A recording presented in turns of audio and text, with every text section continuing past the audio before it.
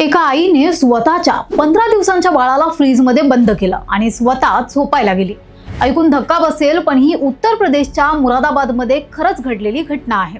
बाळाच्या रडण्याचा आवाज ऐकून घरातले धावत गेले आणि त्यांनी फ्रीज उघडून त्या छोट्याशा जीवाला बाहेर काढलं. पण आपल्या बाळासोबत त्याच्या आईने असं का केलं, या विचाराने कुटुंब हादरून गेलं.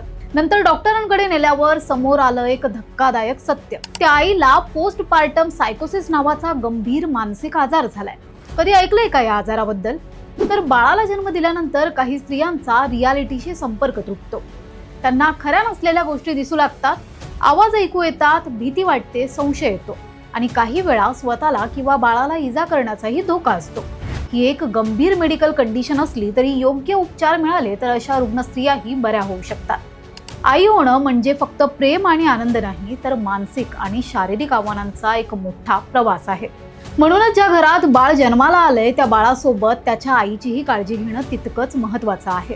तिला समजून घ्या, आधार द्या आणि ही माहिती तुम्हाला कशी वाटली कमेंट करून नक्की सांगा आणि जबरी खबरीला सबस्क्राईब करा.